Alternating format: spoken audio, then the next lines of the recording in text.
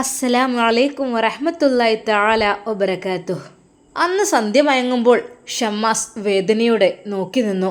എൻ്റെ റബ്ബേ, എൻ്റെ ഇക്ക ഇനിയും വന്നില്ലല്ലോ. ഉമ്മയോട് എന്താ ഞാൻ പറയാ? എൻ്റെ പ്രിയപ്പെട്ട ഫൈസൽക്ക എനിക്കെല്ലാം തന്നിട്ട് എങ്ങോട്ടാണ് പോയത്? ഒരു വിവരവുമില്ല. ഇന്ന് വിളിച്ചപ്പോൾ ഫോൺ സ്വിച്ച്ഡ് ഓഫ് ആണ്. ഉമ്മ ഷമ്മാസിനെ വിളിക്കുന്നു. ഷാമോനെ, ഷാമോൻ. ആ, എന്താ ഉമ്മ?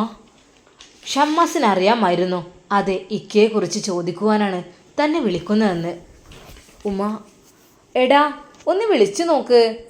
പഠിച്ചോനെ, ഒന്നിലങ്ങോട്ട് പോയതാണ്, എന്തിപ്പോൾ ഒന്നും വരാത്തത്? ഉമ്മ, ഞാൻ വിളിച്ചിരുന്നു. ആ, എന്നിട്ട് എന്താ പറഞ്ഞത്? യാത്ര കഴിഞ്ഞ് എപ്പോഴാണ് എത്തുക? ഒരു സമാധാനമില്ല റബ്ബേ. എന്നോടൊന്നും ശരിക്കൊന്നും പറഞ്ഞിട്ടുമില്ല. എന്താ റബ്ബേ ഞാൻ ചെയ്യുക? രാമോനെ, ഒന്നുകൂടി വിളിച്ചു നോക്കടാ അവനെ. ഉമ്മ അതാ വീണ്ടും പറയുന്നു. എന്നാൽ ഉമ്മയോട് ഒരു കാര്യം രഹസ്യമായി ഷമ്മാസ് മറച്ചു വച്ചിരുന്നു. അത് മറ്റൊന്നുമല്ല, ഇക്ക എഴുതി വെച്ച ആ കത്തും അതിലെ വിവരങ്ങളും. പഠിച്ചോനെ, എൻ്റെ ഉമ്മയോട് ഇത് പറയുമ്പോൾ ഉമ്മയുടെ അവസ്ഥ എന്തായിരിക്കും എനിക്കറിയുന്നില്ല. കാര്യം എന്തൊക്കെ തന്നെയായാലും ഉമ്മക്ക്, ഏതൊരു ഉമ്മക്കായാലും മക്കളോട് എല്ലാവരോടും ഒരേ സ്നേഹമായിരിക്കും. അതിപ്പോൾ ഒരാളോടൊന്നില്ല. ചില പ്രവൃത്തികൾ ചിലരോട് ചില സമയത്ത് ദേഷ്യമുണ്ടെങ്കിലും മനസ്സിൻ്റെ ഉള്ളിൽ എല്ലാ മക്കളും ഒരുപോലെ തന്നെയായിരിക്കും. എല്ലാം ഉമ്മ നൊന്ത് പ്രസവിച്ച മക്കളല്ലേ. അതെന്തൊക്കെ തന്നെ കുരുത്തക്കേട് കാണിച്ചാലും അവരുടെ ഉള്ളിൻ്റെ ഉള്ളിൽ ഒരു വേദന ഉണ്ടാകും. ഉമ്മയോടിത് പറയാഞ്ഞാലും വയ്യ, പറയാതിരിക്കാനും വയ്യ എന്നുള്ളൊരവസ്ഥയിലാണ് ഷമ്മാസ് ഇപ്പോഴുള്ളത്. ഷാമോനെ, എന്തായടാ, വിളിച്ചിട്ട് കിട്ടിയോ? ഞാൻ വിളിച്ചിട്ട് കിട്ടണമെന്നില്ല, ഞാൻ കുറേ നോക്കി. എന്താണത് കിട്ടാത്തത്? ബെല്ലടിക്കൊന്ന് കേൾക്കണമെന്നല്ലോ. ഉമ്മ റേഞ്ചിൻ്റെ പ്രോബ്ലം കൊണ്ട് ഇങ്ങനെ ആയിരിക്കും. അതോ ഇക്ക ഇനി സിം ഒഴിവാക്കിയോ എന്തെന്നറിയില്ല. ഉമ്മാക്ക് ആവലാതി കൂടുകയാണ്. പടച്ച റബ്ബേ, ഈ കുട്ടി മിണ്ടാതെയും പറയാതെ എവിടുക്കായി പോയിക്കണത്? നേരിൽ കാണുമ്പോൾ നല്ലോ ഞാൻ ചീത്ത പറയും. അത് ഓനോടുള്ള ദേഷ്യം കൊണ്ടല്ല, മനസ്സിലത്തെ സങ്കടം കൊണ്ടാണ്, വേദന കൊണ്ട്. അത് ഏതൊരു ഉമ്മാരായാലും മക്കളിങ്ങനെ കാട്ടിക്കൂട്ടുമ്പോൾ ആരായാലും പറയില്ലേ? ഞാൻ പറഞ്ഞത്ര ഒരു കുട്ടി ഓനെ പറഞ്ഞിട്ടുണ്ടാവില്ല. കാരണം എന്താ, എൻ്റെ മനസ്സിനുള്ളിലാണ് വേദനയെ. ഓൻ അങ്ങനെയൊക്കെ ചെയ്ത് ഇപ്പം എന്തായി? ഓനൊരു ഭാവി ജീവിതം ഇല്ലാതായി. നല്ലൊരു റാഹത്തോടു കൂടി അന്ന് തന്നെ ആ കുട്ടീനൊപ്പം പൊറപ്പിച്ച് നടന്നിക്കുകയാണെങ്കിൽ ഇപ്പോൾ കുട്ടികളായിട്ടുണ്ടാവും. എന്താ ഇപ്പം ചെയ്യുക? ഭാഗ്യമില്ല. ഷാമോനെ ഏതാ വീണ്ടും ഉമ്മ നിർബന്ധിക്കുന്നു വിളിച്ചു നോക്കുവാൻ വേണ്ടിയിട്ട്. അങ്ങനെ ഏതാ ഷമ്മാസ് വീണ്ടും ഉമ്മയുടെ മുമ്പിൽ നിന്ന് ലൗഡ് സ്പീക്കർ ഇട്ട് വിളിക്കുന്നു. കുറച്ച് സമയത്ത് സൈലന്റിന് ശേഷം അതാ ആ ഒരു ശബ്ദം പുറത്തേക്ക് വരുന്നു. ഉമ്മ അത് ശ്രദ്ധിച്ചു കേട്ടു. താങ്കൾ വിളിക്കുവാൻ ശ്രമിക്കുന്ന നമ്പർ ഇപ്പോൾ സ്വിച്ച് ഓഫ് ചെയ്യപ്പെട്ടിരിക്കുകയോ പരിധിക്ക് പുറത്തോ ആയിരിക്കും. ദയവായി വീണ്ടും ശ്രമിക്കുക. എന്താ മോനെ പറഞ്ഞത്? സ്വിച്ച് ഓഫ് ആക്കിയേക്കേ? എന്തിനാ റബ്ബേ ഈ കുട്ടി ഇങ്ങനെയൊക്കെ അല്ല ഉമ്മ, അത് ജസ്റ്റ് അവരൊരു കാരണം പറഞ്ഞെന്ന് മാത്രം. സ്വിച്ച് ഓഫ് ചെയ്യപ്പെട്ടിരിക്കുകയോ അതോ പരിധിക്ക് പുറത്തോ ആയിരിക്കും എന്നാണ്. എൻ്റെ റബ്ബേ, എൻ്റെ കുട്ടിയെ കാക്കണേ അല്ല. അല്ലെങ്കിലേ മനസ്സിൽ ഒരുപാട് വിഷമവും സങ്കടം കൊണ്ട് ഏറ്റി നടക്കുകയാണ് ഓനിപ്പോൾ. പഴയ പോലെ ഒന്നല്ല. എന്നെക്കൊണ്ട് കഴിയുന്ന രീതിയിൽ ഞാനും ഓനെ എപ്പോഴും ചീത്ത പറയും. എനിക്ക് പിന്നെ എന്താ ഞാൻ പറയും മോനെ? ഓനെ കാണുമ്പോൾ ദേഷ്യം വരികയാണ് പണ്ടത്തെ കാലത്ത് അതൊക്കെ ആലോചിച്ചിട്ട്. ഓൻ കാട്ടിക്കൂട്ടിയതും ഇപ്പം അനുഭവിക്കണം ആലോചിച്ചിട്ട് സത്യം പറഞ്ഞാൽ രണ്ടടി കൊടുക്കാനാണ് തോന്നുന്നത്. എനിക്കിപ്പോൾ എൻ്റെ മക്കൾ വലിപ്പേറിയിട്ടൊന്നുമില്ല. എനിക്ക് എന്നും എൻ്റെ മക്കൾ ചെറിയ മക്കൾ തന്നെയാണ്. അടുക്കളയിൽ ഒരു കുഴപ്പമില്ല. ആ ഉമ്മയുടെ മാതൃത്വം തുളുമ്പുന്ന ആ ഒരു വാക്കുകൾ, അത് ശരിക്കും ഷമ്മാസിന് ബോധ്യപ്പെട്ടു. അതെ, മക്കളൊരിക്കലും ഉമ്മമാർക്ക് വലിപ്പേറൂല. അവർ എന്നും ഉമ്മമാർക്കും ഉപ്പമാർക്കും കുട്ടികൾ തന്നെയായിരിക്കും. ശരീരം മാത്രമേ വലുപ്പത്തിൽ കാണാൻ കഴിയുകയുള്ളൂ. അതെ, ആ മനസ്സ് അതെപ്പോഴും അവരുടെ പിഞ്ചു മക്കളെ പോലെ തന്നെയാണ് അവരുടെ മനസ്സിലുണ്ടാകുക. പഠിച്ച റബ്ബേ, എൻ്റെ കുട്ടിയെ നീ കാക്കല്ല. ഉമ്മാക്ക് സങ്കടം വരുന്നുണ്ട്. ഷാമോൻ അത് പതുക്കെ വിഷയം മാറ്റുന്നു. ഉമ്മ, അത് ഇക്ക ചിലപ്പോൾ ഫ്രണ്ട്സുകളെ കൂടെയൊക്കെ ടൂറൊക്കെ പോയതായിരിക്കും. അത് വരുവേ, നിങ്ങൾ വിഷമിക്കല്ലേ. എൻ്റെ പൊന്നുമോനെ, എൻ്റെ കുട്ടീനൊന്നും എനിക്ക് കാണിച്ചു കൊണ്ടിടാ. എനിക്ക് സമാധാനമല്ല. ഞാനവനെ കാണുമ്പോൾ പലതും ചീത്ത പറയും. പറഞ്ഞിട്ടെന്താ? ഉമ്മ, നിങ്ങൾ കരയല്ലേ? എന്താ നിങ്ങൾ ഇങ്ങനെ കരയുന്നത്? പിന്നെ ഉമ്മ, ഒരു കാര്യം പറഞ്ഞിട്ടുണ്ട് ഇക്ക എന്നോട്. എന്ത് കാര്യം മോനെ? അല്ല, ആ ഒരു കാര്യം എന്ന് വെച്ചാൽ ഇക്ക എന്നോട് പറഞ്ഞ് ഏൽപ്പിച്ചൊരു സംഭവമാണത്. എന്തടാ, തെളിയിച്ച് പറ. ഉമ്മ അത് ആകാംക്ഷയോടെ ചോദിക്കുന്നു. അപ്പോഴാണ് ഷമ്മാസിൻ്റെ ഫോണിലേക്ക് ഒരു കോൾ വരുന്നത്. ആരപ്പത്? ഷോപ്പിൽ നിന്നാണല്ലോ, സ്റ്റാഫാണല്ലോ.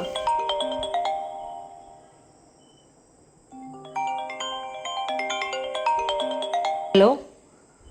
ആ ബോസേ, പിന്നെ ഒരു കാര്യം പറയാനുണ്ടായിരുന്നോ? എന്താടാ? അല്ല, അർജൻറ്റായിട്ട് ഒന്ന് വരാൻ വേണ്ടി പറ്റുമോ? എന്തു പറ്റി? ഒന്നുമല്ല, അത് ഒരാളിവിടെ വന്നിരുന്നോ, അദ്ദേഹം നിങ്ങളെ ചോദിച്ചാണ് വന്നത്. എന്തൊരു പ്രൊപ്പോസലിൻ്റെ കാര്യത്തിന് വേണ്ടിയിട്ട് അങ്ങനെ എന്താ തോന്നുന്നത്. പ്രൊപ്പോസലോ? എനിക്കോ? ഹേ, അതെങ്ങനെ? എനിക്കാവില്ല. അതെ, ഇവിടെ ഒരുപാട് സമയം ഇരുന്നു. പിന്നെ അത്യാവശ്യം VIP ആണ് കണ്ടിട്ട്. ബോസ് ഇന്ന് എത്തിയിട്ടില്ലെന്ന് പറഞ്ഞപ്പോൾ എന്നാൽ നാളെ വരാം എന്ന് പറഞ്ഞു പോയിട്ടുണ്ട്. ഇനി ഇന്ന് വരുന്നുണ്ടോ? ഹേ, ഇന്നില്ലടാ, ഞാൻ നാളെ വരാം. ഷമ്മാസ് ഫോൺ കട്ട് ചെയ്തു. മോനെ, ആരാടാ? ആരാണെന്നറിയില്ലമ്മ, എന്നെ കാണാൻ ഷോപ്പിലേക്ക് ആരോ വന്നു എന്ന് പറഞ്ഞു. ഷമ്മാസിൻ്റെ മനസ്സിൽ ചില സംശയങ്ങൾ പൊന്തി വന്നു. എന്നാലും അത് ആരായിരിക്കും? അതും നാളെയും എന്നെ കാണാൻ വരുമെന്ന് പറഞ്ഞാൽ, ഹേ, അങ്ങനെ ഇപ്പോൾ എന്നെ കാണാൻ ആര് വരാനാണ്? ഷമ്മാസിൻ്റെ മനസ്സിൽ ഒരുപാട് ചിന്തകൾ അങ്ങനെ വന്നുകൊണ്ടിരുന്നു. അപ്പോഴാണ് ഉമ്മ പറഞ്ഞത്, മോനെ നീ ആ ഷഫീഖിനെ വിളിക്ക്. ഷഫീഖിനെ വിളിച്ച് ഓൻ പോയിട്ടുണ്ടോ ചോദിച്ചു നോക്ക്, ടൂറ് പോയിട്ടുണ്ടോയെന്ന്. എന്നാലെങ്കിലും ഒന്ന് സമാധാനിക്കാലോ. എന്തൊക്കെ തന്നെയായാലും എൻ്റെ മോന് ഫൈസൽ ഒറ്റപ്പാതിരാക്കാണ് കയറി വരുന്നത് എങ്കിലും അവനെന്നും വരുമായിരുന്നു ഇവിടെ. 10 മണിക്കായിരിക്കും ചിലപ്പോൾ എണീക്കുക, എന്നാലും ഇവിടെ ഉണ്ടായിരുന്നു. ഇപ്പം ഇല്ലാതെ എന്തെന്നറിയില്ല, ഒരു വിഷമടാ. എൻ്റെ പൊന്നാരുമ്മ, നിങ്ങളൊന്ന് സമാധാനിക്കേ. ഇക്ക എന്ന് പറഞ്ഞാൽ ഇക്ക അത്ര ചെറിയ കുട്ടിയൊന്നുമല്ല. ഇക്കക്ക് എല്ലാ രീതിയിലുള്ള തൻ്റെ ഇടം കാര്യങ്ങളൊക്കെ ഉള്ളതാണ്.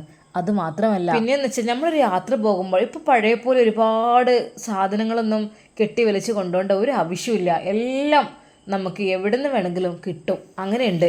കയ്യിൽ ക്യാഷും കരുതണ്ട. അതും ഗൂഗിൾ പേ ഇല്ലമ്മ, ഫോൺ പേ, ഗൂഗിൾ പേ അങ്ങനെയൊക്കെ ഉണ്ട്. അങ്ങനെയൊക്കെ ആയാൽ തന്നെ കയ്യിൽ ക്യാഷ് കൊണ്ടുപോയി നടക്കേണ്ട ആവശ്യമില്ല. പോക്കറ്റ് അടിക്കുന്നുള്ള പേടിയില്ല. എന്തിനു വേണമെന്നുണ്ടെങ്കിലും ജസ്റ്റ് ഒന്ന് നമ്മുടെ എന്താവശ്യങ്ങൾക്കും വിരൽത്തുമ്പിലാണ് കാര്യങ്ങൾ. ഇപ്പോഴത്തെ കാലത്ത് എന്തിനു പേടിക്കണം? മോനെ, അങ്ങനെയൊന്നല്ലേ. നാളെ അനക്കന്നെ ഒരു പറ്റൽ പറ്റിയതല്ലേ, ഈ അട്ടപ്പാടിക്ക് മൊബൈൽ ഷോപ്പ് തുടങ്ങാൻ പോകാമെന്നൊക്കെ പറഞ്ഞിട്ട്. എന്തായിരുന്നു സ്ഥിതി? എന്തായിരുന്നു? പിന്നെ എന്നെ കണ്ട് കിട്ടിയത് എങ്ങനെ? ഹോസ്പിറ്റലിൽ നിന്ന്. അതെനിക്ക് ബേജാറ്. എൻ്റെ ഉമ്മ, അങ്ങനെയൊന്നും ഉണ്ടാവില്ല. ഉമ്മ സമാധാനിക്ക്. ഉമ്മ, നിങ്ങളുടെ ഈ കൈകൾ പോരെ മക്കൾക്ക് ഒരു ആപത്തും വരാതിരിക്കാൻ വേണ്ടിയിട്ട്. ഉമ്മയോട് ഈ ഒരു സമയം ഷമ്മാസ് ആ കാര്യം പറയുവാൻ വേണ്ടി പലവട്ടം തുനിഞ്ഞു. പക്ഷേ ഉമ്മയുടെ ഒരവസ്ഥയിൽ അത് പറയുന്നത് ശരിയാണോ, ഇക്ക എഴുതി തന്നത് ഉമ്മക്ക് കാണിച്ചു കൊടുക്കുന്നത് ശരിയാണോ എന്ന് കരുതിയിട്ട് ഷമ്മാസ് അത് മനഃപൂർവ്വം മറച്ചു വെക്കുകയായിരുന്നു. മോനെ, ഞാൻ ഒന്ന് വിളിച്ചു നോക്കട്ടെ. എങ്ങോട്ടുമ്മ? നുസൈബാൻ്റെ അടുത്തേക്കേ. അങ്ങോട്ടെങ്ങാനും വന്നിനോ ചോദിച്ചു നോക്കട്ടെ കേട്ടോ. അതൊന്നും വേണ്ടമ്മ, അങ്ങോട്ടൊന്നും പോയിട്ടുണ്ടാവില്ല. അപ്പോഴാണ് നുസൈബ പറഞ്ഞ ആ ഒരു കാര്യം ഷമ്മാസ് ഓർത്തത്. ഒരേ സമയം ജ്യേഷ്ഠൻ്റെയും അനുജൻ്റെയും ഭാര്യയായി കഴിയാൻ എനിക്ക് ബുദ്ധിമുട്ടാണ് എന്ന് പറഞ്ഞത്. അവന് പിന്നെ ഒന്നും പറഞ്ഞില്ല. ഫൈസൽ വീണ്ടും നുസൈബയെ വിവാഹം കഴിക്കുന്നത് ഉമ്മക്ക് ഒട്ടും താല്പര്യമില്ലായിരുന്നു. ഉമ്മയോട് പലതവണ ഫൈസൽ അത് പറഞ്ഞു നോക്കിയിട്ടും അവനെ ചീത്ത പറയുകയായിരുന്നു ഉമ്മ. അതിനെക്കുറിച്ച് ഒരു അക്ഷരം മിണ്ടാൻ പാടില്ല. ആ പെണ്ണ് ഒരുപാട് കഷ്ടപ്പെട്ടല്ലേ, ഇനിയും അതിന് നിൽക്കണോ ഈ എന്നൊക്കെ പറഞ്ഞിട്ട്. അതിനുശേഷം ഉമ്മയോട് അതിനെക്കുറിച്ച് മിണ്ടിയിട്ടേ ഇല്ല. എല്ലാ വാതിലുകളും അടഞ്ഞെന്ന് കണ്ടപ്പോൾ അവസാനമായി നുസൈബയുടെ വീട്ടിലുമെത്തി. അവിടെയും അവരുടെ ആ ഒരു നെഗറ്റിവിറ്റി കണ്ടപ്പോൾ, അവരുടെ താല്പര്യമില്ലായ്മ കണ്ടപ്പോൾ അവനക്ക് മനസ്സിലായി, ഇല്ല, എല്ലാവരും എന്നെ വെറുത്തു കഴിഞ്ഞു. തൻ്റെ നീച പ്രവൃത്തി കൊണ്ട് എല്ലാവരും എന്നെ ഒഴിവാക്കിയിട്ടുണ്ട്. ഇനി ഒരിക്കലും ഈ നാട്ടിൽ നിൽക്കുന്നത് ശരിയല്ല. അതിനു മുമ്പായിട്ട് എൻ്റെ പ്രിയപ്പെട്ട അനുജനോട് കാര്യങ്ങളൊന്ന് പറഞ്ഞ് മനസ്സിലാക്കണം. എൻ്റെ പ്രിയപ്പെട്ട ഷാമോൻ അത് അംഗീകരിക്കാതിരിക്കില്ല. കാരണം അവൻ ഉമ്മയൊക്കെ അങ്ങനെ നോക്കുന്ന ആളാണ്. ഏത് കാര്യത്തിലും ക്ഷമ, സഹനം അത് അവനുണ്ടായത് കൊണ്ട് തന്നെ അവൻ എൻ്റെ വാക്കുകൾ എടുക്കാതിരിക്കില്ല എന്നെനിക്ക് ഉറപ്പുണ്ട്. അഥവാ അവൻ എടുത്തില്ലെങ്കിൽ എങ്കിലും എൻ്റെ ഒരു കടമ ഞാൻ നിർവഹിച്ചു എന്നുള്ളൊരു സമാധാനമെങ്കിലും ഉണ്ടാകും. അങ്ങനെയാണ് ഫൈസൽ തൻ്റെ പ്രിയപ്പെട്ട ഭാര്യയായിരുന്ന നുസൈബയെ ഷമ്മാസ് കെട്ടണം എന്നുള്ളൊരു ആഗ്രഹം മനസ്സിൽ അവനുണ്ടായത്. അങ്ങനെയാണ് ഫൈസൽ ആ എഴുത്തെഴുതുന്നത്.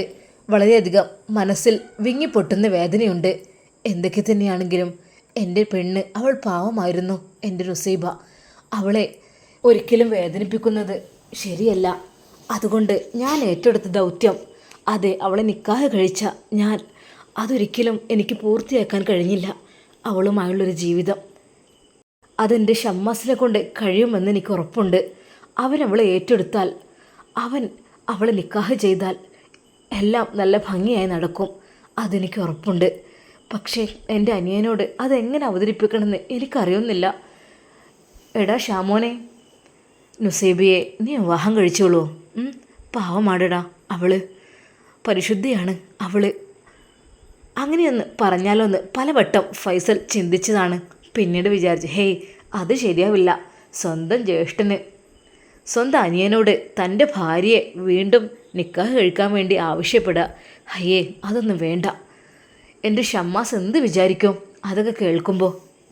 ഒന്നുമില്ലെങ്കിൽ ഞാൻ അവൻ്റെ ജ്യേഷ്ഠനല്ലേ, എന്താ ഈ ഏട്ടൻ ഇങ്ങനെയൊക്കെ അസംബന്ധം പറയുന്നത് എന്ന് അവൻ വിചാരിക്കൂലേ? ഹേയ് അത് ശരിയല്ല.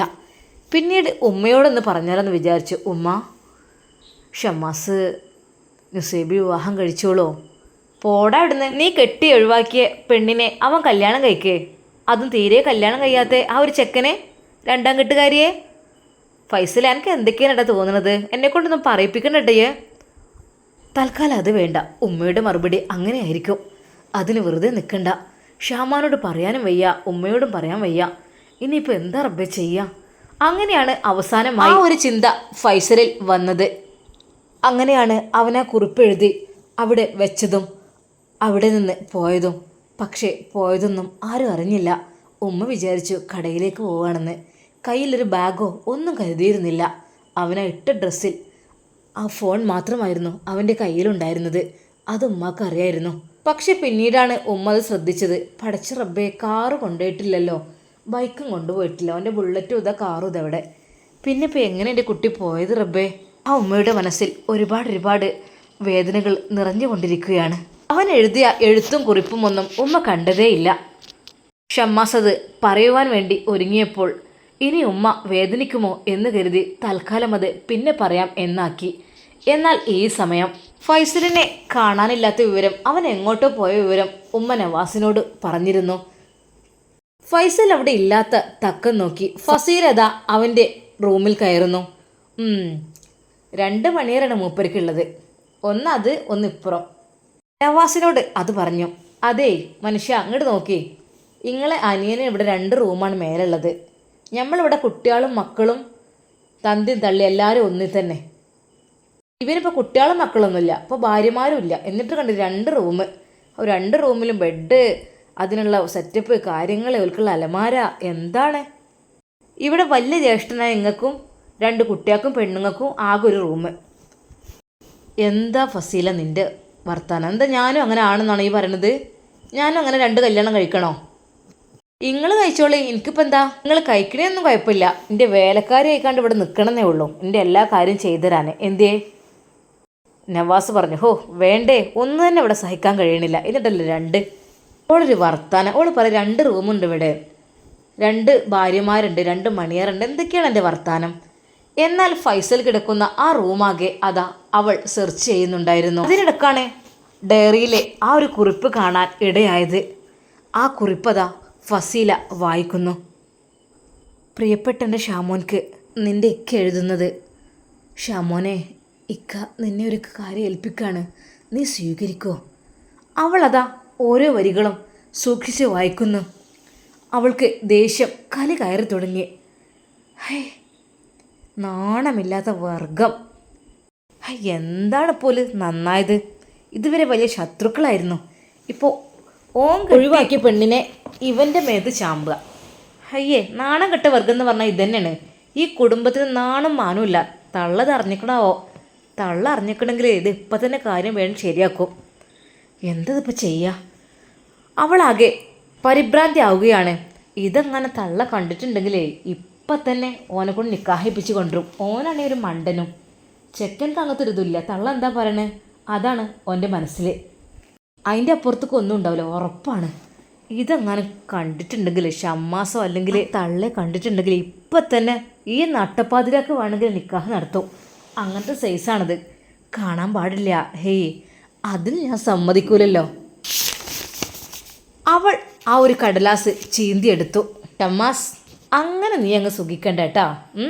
അതെ, ഞാൻ പറഞ്ഞതൊന്നും നിനക്ക് വിലയുണ്ടാവില്ലല്ലോ. അതുകൊണ്ട് തൽക്കാലം ഈ കടലാസ് ദാ എൻ്റെ കൈവശിരിക്കട്ടെ. അവളൊന്നും അറിയാത്ത രീതിയിൽ ഫൈസലിൻ്റെ റൂമിൻ്റെ പുറത്തേക്ക് ഇറങ്ങി. അവളുടെ റൂമിലേക്ക് ചെന്ന് കുറച്ച് കഴിഞ്ഞപ്പോൾ തന്നെ കുട്ടിയെയും എടുത്ത് താഴേക്ക് ഇറങ്ങുന്നു.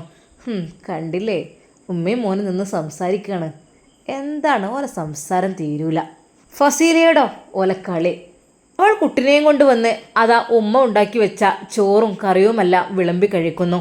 ഉമ്മ കുറച്ച് ചപ്പാത്തിയും ഉണ്ടാക്കി വെച്ചിട്ടുണ്ട്.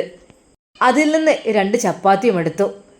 കുട്ടിക്ക് കൊടുക്കാനേ എന്നുള്ള രീതിയിലതാ അവൾ അതിന് കൊടുക്കുന്നു. കൂടെ അവളും വാരി തിന്നുന്നു. അല്ലെങ്കിൽ വീട്ടിൽ ഇത്ര ആൾക്കാരുണ്ട്, അവർക്കുണ്ടോ ഇല്ലേ, അല്ലെങ്കിൽ എല്ലാ ആണുങ്ങൾക്കും കൊടുത്തതിന് ശേഷം പെണ്ണുങ്ങൾക്ക് കഴിക്കുന്നൊരു മര്യാദ, അങ്ങനത്തെ ഒരു സ്വഭാവം അവൾക്ക്. എന്താണ് ഉമ്മ വെച്ച് ഉണ്ടാക്കിയിരിക്കണത് അതങ്ങോട്ട് എടുത്ത് കോരിത്തുന്നു. അല്ലെങ്കിൽ രാത്രിയിലേക്കുണ്ട ചോറുണ്ടോ, അതോ രാത്രിക്ക് ചപ്പാത്തിയാണോ, എന്താണ് കഴിക്കുക, എന്താണ് ഉണ്ടാക്കുക, അങ്ങനത്തെ ഒരു ചിന്തയേ അവൾക്കില്ല. അവൾ എന്താണ് അടുപ്പത്തുള്ളത് അതെടുക്കും. കുറച്ച് കറിയും ഉപ്പേരിയും മീനും ഇറച്ചിയൊക്കെ ആയിട്ട് അങ്ങനെ എടുക്കും. പിന്നെ കുട്ടികൾക്ക് വാരി കൊടുക്കുക എന്നുള്ള പേരും കൂട്ടത്തിൽ അവളും കഴിച്ച് അവിടെ പോയി കിടക്കും. അതാണ് അവളുടെ സ്ഥിരം പരിപാടി. സത്യം പറഞ്ഞാൽ ഉമ്മ പലപ്പോഴും സങ്കടപ്പെടാറുണ്ട്. പഠിച്ചോനെ, എനിക്ക് കിട്ടുന്ന മരുക്കളൊക്കെ ഇങ്ങനെ നല്ല ഒന്നിനെ കിട്ടിയത് അതാ ഓനങ്ങോട്ട് ഒഴിവാക്കുകയും ചെയ്തു. എന്താ റബ്ബേ എൻ്റെ വിധി ഇങ്ങനെ. ഒരു ദിവസം ഉച്ചയ്ക്ക് ശേഷം ഫുഡൊന്നും ഉമ്മ ഉണ്ടാക്കിയില്ലെങ്കിൽ അന്ന് പിന്നെ ഒരു കുട്ടി അടുപ്പത്തേക്ക് വരികയോ ഉണ്ടാക്കുകയോ ചെയ്യില്ല. വല്ലാതെ വിശക്കുമ്പോൾ അടുപ്പത്തൊന്നും ഉണ്ടാക്കിയിട്ടില്ല എന്ന് കാണുമ്പോൾ അതാ ഓളി ഓർഡർ ചെയ്യണ്. സൊമാറ്റോയിലെല്ലാം കിട്ടും അത്രേ. അതെന്ത് ഐറ്റംസും അങ്ങനെയും പലവട്ടം ചെയ്യാറുണ്ട്. അന്നൊരു ദിവസം ഉമ്മ ഫുഡ് ഉണ്ടാക്കാൻ വൈകി. കുറച്ച് ചപ്പാത്തി ചുരണം എന്നായിരുന്നു വിചാരിച്ചിരുന്നത്. അവൾ വന്ന് അവിടെ ആകെ തപ്പി നോക്കി. ഇല്ല, ഒന്നും ആയിട്ടില്ല. മാവ് അത് കുഴച്ച് വെച്ചിട്ടുണ്ട്, ഇനി പരത്തി ചുടാനുണ്ട്.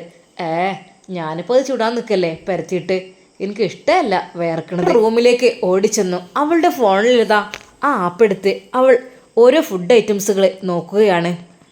പല ഐറ്റംസും ഉണ്ട്. പിസ്സ, മന്തി, ഹണി ചിക്കൻ, അങ്ങനെ ബ്രോസ്റ്റ്. അതിലവളതാ പിസ്സയും അങ്ങനെ 2-3 ഐറ്റംസും അവൾ ഓർഡർ ചെയ്യുന്നു. പെട്ടെന്നതാ അവളുടെ ഭർത്താവ് നവാസ് അങ്ങോട്ട് വന്ന്, എന്താടി ഓർഡർ ചെയ്യുന്നത്? അതെ, വിശക്കൽ തുടങ്ങിക്കണ്, താഴെ ഒന്നുമില്ല, ഉണ്ടാക്കാൻ നേരിട്ടില്ല തോന്നുന്നുണ്ട്. എന്താടി നീ പറയണത്? എൻ്റെ ഉമ്മയെ കൊണ്ട് വെച്ച് ഉണ്ടാക്കിയിട്ട് ഈ വിളമ്പി തിന്ന് ശീലായി അല്ലേ? അവിടെ നിൽക്കട്ടെ, ഇന്ന് ഞാനും കൂടി ഉമ്മയോട് പറഞ്ഞാണ് ഉമ്മ അവിടെ വെക്കിങ്ങൾ എന്നുള്ളത്. അത് പരത്തി കുഴച്ച് ചുടാൻ വേണ്ടി നിൽക്കണേ, കുറച്ച് കഴിഞ്ഞ് ഞാൻ ഉണ്ടാക്കി തരാമെന്ന് പറഞ്ഞു. ഓഹോ, അപ്പോൾ ഇങ്ങനെയാണ് പ്ലാനിങ്. അതെ, നിങ്ങളിനിപ്പോൾ എത്ര എൻ്റെ അന്നം മുട്ടിച്ചാലുതാ എനിക്കിവിടെ ഈ ആപ്പ് ഉള്ളിടത്തോളം കാലം എനിക്കൊരിക്കലും ഫുഡിൻ്റെ കാര്യത്തിൽ ബുദ്ധിമുട്ട് വരില്ല. ഇതപ്പം വരും ഇങ്ങോട്ട്, ഞാൻ എനിക്ക് ഇഷ്ടപ്പെട്ടതൊക്കെ ഓർഡർ ചെയ്തിക്കണേ. ഈ ചെയ്യുന്നത് ഒട്ടും ശരിയല്ല കേട്ടോ. ഒരു വീട്ടിൽ നമ്മൾ താമസിക്കുമ്പോൾ ഒന്നുമില്ലെങ്കിലൂടെ എന്നെ പ്രസവിച്ച ഉമ്മല്ലേ, ആ ഉമ്മയോടൊന്ന് ചോദിക്കുക, അല്ലെ എന്നോടൊന്ന് ചോദിക്കുക. എന്നിട്ട് നിങ്ങൾക്കൊക്കെ എന്താ ഇഷ്ടപ്പെട്ട ഫുഡ് എന്ന് പറഞ്ഞിട്ടൊന്ന് ഓർഡർ ചെയ്ത് എല്ലാവർക്കും കൂടി ഒരു ഫുഡൊക്കെ ഓർഡർ ചെയ്യുക. അങ്ങനെയല്ലേ ഒരു മാന്യത? ഇതിപ്പോൾ എന്ത് പരിപാടിയാണ് നീ കാണിച്ചത്? എനിക്ക് വിഷന്നാ പിന്നെ നിൽക്കൂല. എന്താ അത് ക്യാൻസൽ ചെയ്യണോ? ക്യാൻസലൊന്നും ചെയ്യണ്ട. നീ ചെയ്യുന്നത് ഭയങ്കര ചെറ്റത്തരാണ്, അങ്ങനെ ചെയ്യാൻ പാടില്ല കേട്ടോ. എന്തൊക്കെ തന്നെയായാലും ഉമ്മാൻ്റെ മോൻ്റെ ക്യാഷിനല്ലേ നീ അതിന് കൊടുക്കുന്നത്, അല്ലാതെ നിൻ്റെ ക്യാഷൊന്നല്ലല്ലോ. ഓ, ഇനിയിപ്പോൾ അതിന് കണക്ക് പറഞ്ഞോളി. അല്ലാതെ പിന്നെ എന്നെ നിങ്ങളല്ലാതെ പിന്നെ ആരാ നോക്കേണ്ടത്? നിങ്ങളെ ക്യാഷിനാണല്ലോ കൊടുക്കേണ്ടത്. ഞാനേ നിങ്ങളെ ഭാര്യയാണ്, അല്ലാതെ നിങ്ങളെ വേലക്കാരത്തിയല്ല. അത് നിങ്ങൾ ഓർക്കണം, മറക്കണ്ട. നവാസിനെ പിന്നെ ഒരക്ഷരം മിണ്ടുവാൻ വേണ്ടി കഴിഞ്ഞില്ല. അവളോട് തർക്കിച്ചിട്ട് കാര്യമില്ല. ഉമ്മ എപ്പോഴും പറയും, മോനെ ഈ അവളോട് തർക്കിക്കാൻ നിൽക്കണ്ട, അവൾക്കത് അങ്ങനെ ഒരു ശീലമായിപ്പോയി, നമ്മളെന്തിനാ വെറുതെ ഇത് കേടുവരുത്തുന്നത്. നവാസതാ താഴേക്ക് ചെന്നപ്പോൾ പാവം ഉമ്മതാ ചപ്പാത്തി കുഴച്ച് അത് പരത്തുകയാണ്. അവൻ ഓടി വന്നു. ഉമ്മ ഇങ്ങോട്ട് തരി. വേണ്ട മോനെ, തരി ഉമ്മ, ഞാൻ പരത്തിത്തരാം. വേണ്ട മോനെ, നിനക്ക് കഴിയൂല. ഷാമോനാണേ പിന്നെയും കുറച്ചൊക്കെ അറിയാം, ഓനിങ്ങനെ നിന്ന് ശീലായിട്ടേ. ശരിയാണ്, നവാസ് അത് ഉമ്മയുടെ കയ്യിൽ നിന്ന് വാങ്ങിയെങ്കിലും ഒരു ഷേപ്പിൽ പോലും പരത്തുവാൻ വേണ്ടി അവന് കഴിഞ്ഞില്ല. ഉമ്മ അത് കണ്ട് ചിരിച്ചു. വേണ്ട മോനെ, എടുത്താ, കാലിനൊരു വേദന ഉണ്ട്, ഇങ്ങനെ നിന്നിങ്ങനെ പരത്തുമ്പോഴേ, അതേ ഉള്ളൂ, വേറെ കുഴപ്പമൊന്നുമില്ല. ഉമ്മയുടെ ആ ഒരു വാക്കുകൾ നവാസിന് സങ്കടമായി. അല്ലമ്മ, എവിടെ ഫൈസല്? അവനെ കാണുന്നില്ലല്ലോ. ടൂറ് പോയതായിരിക്കില്ലേ? അവന് പിന്നെ അങ്ങനെയൊക്കെ ചെയ്യുന്നതുകൊണ്ട് അതാണ് വല്ലാതെ നമ്മളങ്ങ് ചോദിക്കാത്തത്. ഷമ്മാസാണെങ്കിൽ പേടിയായിരുന്നു. അവനെന്ന് വെച്ചാൽ ആ മോനെ ആയിരിക്കും, അതെന്നെ തോന്നുന്നുണ്ട്. എന്നോട് പറഞ്ഞിട്ടില്ല പോയത്. ഉമ്മയോട് പറഞ്ഞിട്ടില്ലേ? ടൂറ് പോകണമെങ്കിൽ ഉമ്മ എന്തെങ്കിലും കൊണ്ടുപോയിട്ടുണ്ടാവുമല്ലോ. പറയാൻ പറ്റില്ലടാ, എന്താ അറിയില്ല. എൻ്റെ കുട്ടിനെ പഠിച്ചോ കാക്കട്ടെ. എവിടെ ആയാലും ഒന്നും പറ്റാഞ്ഞാൽ മതി. ആണല്ലേ, പേടിക്കാനൊന്നുമില്ല. പെണ്ണെ കാണുകയല്ലേ നമുക്ക് ബേജാറുള്ളൂ. ഉമ്മ ചപ്പാത്തി പരത്തിക്കൊണ്ടിരിക്കുമ്പോഴതാ കോളിംഗ് ബെൽ മുഴങ്ങുന്നു. ആരാ മോനെ നോക്ക്. നവാസ് പോയി വാതിൽ തുറന്നു. അത് മറ്റാരുമായിരുന്നില്ല, ഫുഡുമായി വന്ന ഡെലിവറി ബോയിയാണ്. ഫസീലയുടെ വീട്? ആ അതെ. പക്ഷെ നവാസ് അത് വാങ്ങുവാനോ ഒന്നിനും കൂട്ടിച്ചില്ല. നവാസ് പറഞ്ഞു, ഫസീലയ്ക്കല്ലേ വന്നത്, അവൾ വിളിച്ചോളൂ. അവനതാ ആ നമ്പറിലേക്ക് വിളിക്കുന്നു. അവൾ കോണി ഇറങ്ങി ഓടി ഇറങ്ങി വരുന്നു. ഫുഡ് വാങ്ങി. ഡെലിവറി ബോയ് അതാ ആ ഷർട്ട് ഇട്ടുകൊണ്ട് ഒരു ഫോട്ടോ എടുത്ത് കമ്പനിക്ക് അയച്ചു കൊടുക്കുന്നു. അവൾ ആ ഫുഡുമായി നേരെ അതാ മുകളിലേക്ക് പോകുന്നു. ഉമ്മ ചോദിച്ചു, ആരാ മോനെ വന്നത്? അതും അവളെന്തോ ഓർഡർ ചെയ്തതാണ്. എന്താ ഡ്രസ്സാണോ? ആ ഒരു വാക്കിന് മുമ്പിൽ നവാസിനെ ഒന്നും മിണ്ടാൻ കഴിഞ്ഞില്ല. എൻ്റെ റബ്ബേ, ഉമ്മയോട് ഞാൻ എന്ത് പറയും? കളവ് പറയാൻ ഒരിക്കലും പാടില്ല എന്ന് എന്നെ ഉമ്മ പഠിപ്പിച്ചതാണ്. പക്ഷേ എന്താ ഞാൻ ചെയ്യുക? അതുമ്മ കുട്ടികൾക്കെന്തോ ഫുഡെന്തോ. ആ ആയിക്കോട്ടെ, മക്കൾ തിന്നോട്ടെ. അവർക്ക് കഞ്ഞിയും ചോറും ചപ്പാത്തിയും കറിയൊന്നും വല്ലാതെ ഇറങ്ങൂലല്ലോ. അങ്ങനെ എന്തൊക്കെ തന്നെയല്ലേ. പിന്നെ കണ്ണി കണ്ടത് വല്ലാതെ കൊണ്ടേ കൊടുക്കണ്ട പറയണം മോനെ. കുട്ടികളെ പറ്റങ്ങളില്ലാതാവും. നമ്മൾ വീട്ടിലുണ്ടാക്കുന്ന ഭക്ഷണമാണ് ഏറ്റവും നല്ലത്. പക്ഷേ അത് അവൾക്ക് വേണ്ടിയാണ് ഓർഡർ ചെയ്തത് എന്നുള്ള കാര്യമൊന്നും ആ ഉമ്മ അറിഞ്ഞതേയില്ല. അവർ മുകളിലെ റൂമിൽ കൊണ്ടുവച്ചുവന്ന് അതതാ വയറ് നിറച്ച് കഴിക്കുന്നു. ഫുഡ് കഴിച്ച് അത് താഴേക്ക് നവാസിൻ്റെ വലിയ മോള് വരുന്നു. ഉമ്മമ്മ, ഞങ്ങൾ ബ്രോസ്റ്റും കഴിച്ചു, ഞങ്ങൾ പിസയും കഴിച്ചു. നല്ല ടേസ്റ്റ് ഉണ്ടായിരുന്നു. ഉമ്മമ്മക്ക് വേണ്ടേ? ഉമ്മമ്മക്ക് തന്നില്ലേ ഉമ്മ? അത് കേട്ടപ്പോൾ നവാസിൻ്റെ മുഖം വല്ലാതായി. പഠിച്ചോനെ, കള്ളി പൊളിഞ്ഞു. ഇനിയിപ്പോൾ അത് കേട്ടപ്പോൾ ഉമ്മയുടെ മുഖം വല്ലാതെ അങ്ങായി. ആ മക്കൾ തിന്നോലിട്ടോ. ഉമ്മമ്മ കുറച്ച് നേരം വൈകിപ്പോയി ചപ്പാത്തി ഉണ്ടാക്കാൻ. ഉമ്മക്ക് കാലുകൊണ്ട് അത്ര വയ്യേ, അപ്പോൾ വിചാരിച്ച പോലെ അങ്ങോട്ട് കഴിയണില്ല നിൽക്കാൻ. പിന്നെ ചപ്പാത്തിയൊക്കെ പെരത്തി ഉണ്ടാക്കുമ്പോഴുള്ള രസം പ്രസ്സിലമർത്തിയ രസം ഉണ്ടാവില്ലല്ലോ. ആ ഉമ്മയുടെ വാക്കുകളിൽ ഒരു സങ്കടം ഉള്ളതുപോലെ നവാസിന് തോന്നി. പെട്ടെന്നതാ ഷമ്മാസ് കയറി വരുന്നു. ഒരു കവർ നിറയെ സാധനങ്ങളുമായി. മോനെ എന്താടാ അത്?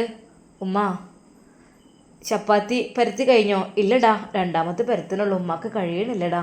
ഇങ്ങോട്ട് തരിയത്. ഷമ്മാസ് അതെല്ലാം എടുത്ത് മാവ് അതാ ആ ഫ്രിഡ്ജിലേക്ക് വെക്കുന്നു. ദാ ഇന്നൊക്കെയുള്ള ഫുഡ് ഇവിടെ ഉണ്ട്. ഷമ്മാസ് എന്തൊക്കെയോ വാങ്ങിക്കൊണ്ടുവന്നിരിക്കുന്നു. അതിൽ നല്ല അറേബ്യൻ മന്തിയും ഉമ്മക്ക് ഇഷ്ടപ്പെട്ട ഹണി ചിക്കനും എല്ലാം ഉണ്ടായിരുന്നു. ഷമ്മാസ് അത് ടേബിളിൽ എല്ലാവർക്കും വേണ്ടി വിളമ്പി വെച്ചു. ഉമ്മ, എൻ്റെ ഉമ്മയെ 2 ദിവസം റെസ്റ്റ് എടുക്കിട്ടോ. ചപ്പാത്തി കുഴച്ച് ചുട്ട് പരത്തിയത് മതി. എല്ലാവർക്കും വേണ്ടി ഷമ്മാസ് തന്നെ ഫുഡ് വിളമ്പി. ഷമ്മാസ് മോളോട് പറഞ്ഞു, മോളെ ഉമ്മച്ചിനെ വിളിക്ക്, ഭക്ഷണം കഴിക്കാൻ വരാൻ പറയും. ആ പപ്പ, ഞങ്ങൾ ഫുഡ് കഴിച്ചു, ഞങ്ങൾ പിസ്സ കഴിച്ചു, ഞങ്ങൾ ബ്രോസ്റ്റ് കഴിച്ചു. ഷമ്മാസ് അറിയാതെ ചോദിച്ചു പോയി എന്നായിപ്പോയി. വേണ്ടില്ലായിരുന്നു. എന്നാലും ഇവരൊക്കെ ഇവിടെ ഉള്ള സ്ഥിതിക്ക് എൻ്റെ ഉമ്മയോട് ഹേയ് വേണ്ട, എന്തിനാണ്? അവൻ്റെ മനസ്സിൽ സങ്കടം തളം കെട്ടി നിന്നു. എന്നാലും എൻ്റെ ഉമ്മ ഇവിടെ ഉണ്ടാവുമ്പോൾ. എന്നാൽ അപ്പോഴേക്കും മോള് ഉമ്മയെ വിളിക്കുവാൻ വേണ്ടി പോയിരുന്നു. എന്നാൽ അത്ര വയറ് നിറച്ച് തിന്നിട്ടും ഫസീലേതാ വീണ്ടും വരുന്നു. ഉമ്മ, സ്പെഷ്യൽ അറേബ്യൻ മന്തിയുണ്ട്, ആപ്പാപ്പ കൊണ്ടുവന്ന്. അത് കേട്ടതും അവളതാ കുഞ്ഞിനെയും കൊണ്ട് ഇറങ്ങി വരുന്നു. നേരെ ടേബിളിൻ്റെ മുമ്പിൽ തന്നെ ഇരിക്കുന്നു. സത്യം പറഞ്ഞാൽ നവാസിനത് കണ്ടപ്പോൾ വല്ലാത്തൊരു പുച്ഛമാണ് അവളോട് തോന്നിയത്. അത്രയ്ക്കും ഫുഡൊക്കെ ഓർഡർ ചെയ്ത് കഴിച്ചിട്ട് ഇപ്പോഴിതാ വീണ്ടും ആ മന്തിയുടെ മുമ്പിലേക്ക് വന്നിരിക്കുന്നു. എന്താ റബ്ബേ ഇവരുടെയൊക്കെ സ്വഭാവം ഇങ്ങനെ? അവർ ഭക്ഷണം കഴിക്കുന്ന സമയത്ത് ഉമ്മ ഷമ്മാസിനോട് ഒരിക്കൽ കൂടി പറയുന്നു, മോനെ ഫൈസലിനൊന്ന് വിളിച്ചു നോക്ക്, തിരിച്ചെത്താനായോ ചോദിച്ചു നോക്ക്, എവിടെ എത്തി ചോദിച്ചു നോക്ക്, ഫുഡ് എടുത്ത് വെച്ചിക്കണേ കഴിക്കട്ടെ എന്ന് ചോദിച്ചു നോക്ക് കേട്ടോ. ആ ഉമ്മയുടെ മനസ്സിൻ്റെ വേദന ഷമ്മാസിന് നന്നായി അറിയാമായിരുന്നു. ഉമ്മ ഇക്കയെ വിളിച്ചിട്ട് സ്വിച്ച് ഓഫ് ആണെന്നാണ് പറഞ്ഞത്. അത് ദൂരെ എവിടെങ്ങാനായിരിക്കും, ചിലപ്പോൾ പരിധിക്ക് പുറത്തായിരിക്കും, റേഞ്ച് ഉണ്ടാവില്ല. നിങ്ങൾ വിഷമിക്കണ്ട, ഇക്ക തിരിച്ചു വരികയായിരിക്കും. സത്യം പറഞ്ഞാൽ ഫൈസൽ എങ്ങോട്ട് പോയി എന്നുള്ള കാര്യത്തിലും ഷമ്മാസിന് നല്ല ടെൻഷൻ ഉണ്ടായിരുന്നു. പക്ഷെ ഉമ്മയെ സമാധാനിപ്പിക്കാൻ വേണ്ടിയിട്ട് അവൻ ഓരോന്ന് പറഞ്ഞ് വിഷയം മാറ്റുകയായിരുന്നു. എന്തൊക്കെ തന്നെയാലും വേണ്ടില്ല, ഉമ്മക്ക് ഇന്ന് രാത്രി ആ എഴുത്തൊന്ന് കാണിച്ചു കൊടുക്കണം. ഇക്ക എഴുതിയ ആ ഒരു എഴുത്ത് കിടക്കുന്നതിന് മുമ്പായിട്ട് ഉമ്മ അത് കാണുമ്പോൾ അത് ഉമ്മക്ക് സന്തോഷമായിരിക്കും. എന്നാൽ മന്തിയെല്ലാം വാരി വലിച്ചു കഴിച്ച് ഫസീല വേഗമതാ മുകളിലേക്ക് തന്നെ കൈ കഴുകി കയറിപ്പോകുന്നു. ആ പാത്രമൊന്നെടുത്ത് അടുക്കളയിൽ കൊണ്ടുപോയി വെക്കുകയോ ഒന്നും ചെയ്തില്ല. ഭാഗ്യത്തിന് ഷമ്മാസ് കൊണ്ടുവന്നത് ഡിസ്പോസിബിൾ പ്ലേറ്റ്സ് ആയിരുന്നു. കാരണം അവനറിയാം ഇതെല്ലാം ഭാരം ഉമ്മക്ക് തന്നെ ആയിരിക്കുമെന്നുള്ളത്. ഫസീല ധൃതിയിൽ പോയത് മറ്റൊന്നിനുമല്ലായിരുന്നു. അതെ, ഫൈസലിൻ്റെ കൈപ്പിഴയിൽ ഒരു എഴുത്ത് തയ്യാറാക്കണം. അതിനു വേണ്ടിയിട്ട് അവൾ നേരെ പോയത് ഫൈസലിൻ്റെ റൂമിലേക്കാണ്. അതെ, അവൻ എഴുതിയ ആ ഡയറി, അതിൽ നിന്ന് ഒരു പേജ് പറിച്ചെടുക്കുന്നു. ആ പേജുമായി അവൾ അവളുടെ റൂമിലേക്ക് പോയി. അതെ, നവാസ്ക വരുന്നതിന് മുമ്പായിട്ട് എഴുതി സെറ്റാക്കണം. എന്നിട്ട് പഴയ പോലെ അവിടെ കൊണ്ടുപോയി വെക്കണം. എന്നിട്ടാണ് ഫസീല കളി തുടങ്ങുന്നത്. മക്കളെ, നിങ്ങൾ നമ്മളെ പൊട്ടത്തിയേക്കാൻ ശ്രമിച്ചാലേ ഞാൻ അതിനേക്കാളും വലിയ വിരുദ്ധത്തിയാവും. നിങ്ങളൊക്കെ വെറും പൊട്ടന്മാരായി തീരും, നോക്കിക്കോ എന്ന് പറഞ്ഞുകൊണ്ട് അതാ അവൻ എഴുതിയ അതേ രൂപത്തിൽ എഴുതുന്നു. പക്ഷേ ചില ഭാഗങ്ങളിൽ മാറ്റം വരുത്താൻ വേണ്ടി അവൾ ശ്രമിക്കുന്നുണ്ട്. പ്രിയപ്പെട്ട ഷമോനെ, എനിക്ക് നിന്നോട് പറയാനുള്ളത്, നീ നുസൈബയെ ഒരിക്കലും വിവാഹം കഴിക്കരുത്. അവൾ നീചയായൊരു പെണ്ണാണ്. ഒരിക്കലും അവൾ വിശ്വസിക്കരുത്. കാരണം ഞാൻ മറ്റു പെണ്ണുങ്ങളുടെ കെണിയിൽ വീഴാൻ കാരണം തന്നെ അവളാണ്. അവളെന്ന് പറഞ്ഞാൽ വിവാഹ ജീവിതത്തിനോട് തീരെ താല്പര്യമില്ലാത്ത പെണ്ണാണ്. അവൾക്കൊട്ടും താല്പര്യമില്ല ഒരു പുരുഷൻ്റെ കൂടെയുള്ള ജീവിതം. അവൾക്ക് പരിശുദ്ധിയായൊരു പെണ്ണായിട്ട് ജീവിക്കാനായിരിക്കാം ഇഷ്ടം. പക്ഷേ എന്നെ ഒന്ന് തൊടുവാനോ ഒന്ന് സംസാരിക്കുവാനോ എനിക്കൊരു ചാൻസ് അവൾ തന്നില്ല. അതെ, തൊടാൻ ശ്രമിക്കുമ്പോഴെല്ലാം എൻ്റെ ഉള്ളോഹ മുറിയും. എൻ്റെ അടുത്തേക്ക് അടുക്കരുത്, എനിക്ക് ആണുങ്ങളെ അടുത്ത് നിൽക്കുന്നത് ഇഷ്ടമല്ല എന്നൊക്കെ പറഞ്ഞ് അവൾ എന്നെ പലതവണ തട്ടി മാറ്റുവാൻ വേണ്ടി ശ്രമിക്കും. എങ്കിലും ഞാൻ നിക്കാഹ് കഴിച്ച പെണ്ണല്ലേ എന്ന് കരുതി ഞാൻ അവളെ സമീപിക്കുമ്പോൾ എനിക്കൊരു ചാൻസ് അവൾ തന്നില്ല ഒന്നിനും. അതുകൊണ്ട് മാത്രമാണിടാ ഇക്ക ഇങ്ങനെയൊക്കെ ചെയ്തത്. സങ്കടം കൊണ്ട് അവളെ ഒരിക്കലും വിശ്വസിക്കരുത്. എന്തൊക്കെ തന്നെയായാലും എൻ്റെ മോൻ അതിൽ പെടരുത്. അവൾ അത്തരക്കാരിയല്ല. ആൺവർഗത്തിനോട് തീരെ ഇഷ്ടമില്ലാത്തവളാണ് അവൾ. എൻ്റെ മോനെങ്ങാനും അവളെ കല്യാണം കഴിച്ചിട്ടുണ്ടെങ്കിൽ ഒരിക്കലും നിനക്ക് ഒരു കുഞ്ഞു പേർക്കില്ല എന്ന് മാത്രമല്ല, അവളൊന്ന് തൊടാൻ പോലും അവൾ സമ്മതിക്കില്ല എന്നുള്ള കാര്യം ഉറപ്പാണ്. നിൻ്റെ പ്രിയപ്പെട്ട ഫൈസൽക്ക നിന്നോടുള്ള സ്നേഹം കൊണ്ട് മാത്രമാണ് ഇത് എഴുതുന്നത്. മോനിത് ഉമ്മയോടും പറയണം. എന്നിട്ട് എൻ്റെ മോൻ വേറൊരു കല്യാണം കഴിക്കണം നല്ല രീതിയിൽ. ഒരിക്കലും അവളെ ആര് തന്നെ കല്യാണം കഴിക്കുകയാണെങ്കിലും അതിന് സമ്മതിക്കാൻ പാടില്ല. എല്ലാവരോടും ഈ കാര്യം പറയണം. അവളെ കെട്ടിയവർ കുടുങ്ങും എന്നുള്ളതിനെക്കുറിച്ച്. അത്രക്കും മോശം പെണ്ണാണത്. ഒരിക്കലും ദാമ്പത്യ ജീവിതത്തിന് അവൾ ഒരിക്കലും യോജിക്കില്ല എന്ന് നിൻ്റെ പ്രിയപ്പെട്ട ഇക്ക ഫൈസൽ. അങ്ങനെ എഴുതിക്കൊണ്ട് അതാ ഫസീല നേരെ ഫൈസലിൻ്റെ റൂമിൽ കൊണ്ടുപോയി ആ ഡയറിക്കുള്ളിൽ അത് മടക്കി വെക്കുന്നു. അതെ, പഴയ ആ ഒരു കടലാസ് നിന്ന രീതിയിൽ തന്നെ. ഒന്നും അറിയാത്ത പോലെ അവൾ തൻ്റെ ബെഡ്റൂമിൽ വന്ന് കിടന്നു. ഇപ്പോഴാണ് ഒരു ആശ്വാസമായത്. എന്തെങ്കിലുമൊക്കെ ഒന്ന് ചെയ്യണം, അല്ലാഞ്ഞാലേ ഇവിടെ പിടിച്ചു നിൽക്കാൻ കഴിയൂല. ഇനിയിപ്പോൾ എങ്ങാനും ആ പെണ്ണെങ്ങാനും വലിഞ്ഞു കയറിങ്ങിട്ട് വന്നിട്ടുണ്ടെങ്കിൽ എന്തായിരിക്കും എൻ്റെ സ്ഥിതി? എനിക്ക് ഇവിടെ ഒരു സ്ഥാനം ഉണ്ടാവില്ല. സംഗതി നുസൈബ എല്ലാവർക്കും ഇഷ്ടപ്പെട്ട ആളാണ്. അവസാനമായിട്ട് അവൾ കയറി വരികയാണ്. ഇതാ വീണ്ടും ഈ തറവാട്ടിലേക്ക് ഡോക്ടർ നുഷൈബ, വീട്ടിലെ നല്ല മഹതിയായ പെണ്ണ്. അങ്ങനെയൊക്കെ പല പല വിശേഷണങ്ങളും അവൾക്കുണ്ടാകും. നല്ലൊരു കുടുംബ നായിക, വീട് കൊണ്ടു നടക്കാൻ കഴിയുന്നവൾ, നല്ല സ്വഭാവത്തിനുടമ. അങ്ങനെ അവൾ ഇവിടെ അങ്ങ് വിലസും. ഞാനാണെങ്കിൽ വട്ടപൂജ്യമാകും. അവളെങ്ങോട്ട് കയറ്റാൻ ഞാൻ സമ്മതിക്കൂല. എന്തെങ്കിലുമൊക്കെ ആയിട്ട് അത് ഞാൻ മുടക്കാൻ നോക്കും. ഫൈസലേ, നീ വല്ലാതെ കളിക്കല്ലേ. കുറച്ചു കാലം എന്നോടായിരുന്നല്ലോ നിനക്ക് കമ്പനി. ഇപ്പോൾ നീ നല്ലവനായി ഷമ്മാസിനോട് കാര്യങ്ങളൊക്കെ പറഞ്ഞ് അവളെ കെട്ടിക്കാൻ വേണ്ടി നിൽക്കുക അല്ലേ? ഫസീല ഉള്ളിടത്തോളം കാലം അത് നടക്കൂല മോനെ. മോനെ ഷമ്മാസേ, നിന്റെ പൂതി അങ്ങോട്ട് മനസ്സിൽ വെച്ചേക്ക്. ഞാൻ നിന്നോട് കെഞ്ചി കെഞ്ചി പറഞ്ഞിരുന്നല്ലോ അങ്ങനെ ഇങ്ങനെയെന്നൊക്കെ. പക്ഷെ നീ അത് കേട്ടോ? ഇല്ല, എൻ്റെ ആങ്ങളുടെ മോളെ പലവട്ടം ഞാൻ പറഞ്ഞു നോക്കി, പക്ഷേ നീ അത് കേട്ടില്ല. നിനക്ക് ഞാൻ വെച്ചിട്ടുണ്ടോ? നിനക്കത് കിട്ടിയാൽ പോരാ. പെണ്ണ് കിട്ടാതെ അലയണം നീ, അതാ നിനക്ക് വേണ്ടത്. അവളെന്നല്ല ഒരു പെണ്ണും ഷമ്മാസിൻ്റെ ഭാര്യയായി കടന്നു വന്നാൽ അവളെ ഞാൻ ശരിക്കും ഇവിടെ നിൽക്കാൻ സമ്മതിക്കൂല. ഫസീല ദേഷ്യത്തോടെ ചിന്തിക്കുകയാണ്. എന്നോട് കളി. ഇൻഷാ അല്ലാ ഇതിൻ്റെ ബാക്കി ഭാഗം നാളെ കാണാം. എല്ലാവർക്കും അസ്സലാമു അലൈക്കും വറഹ്മത്തുള്ളാഹി തആല വബറകാതുഹു.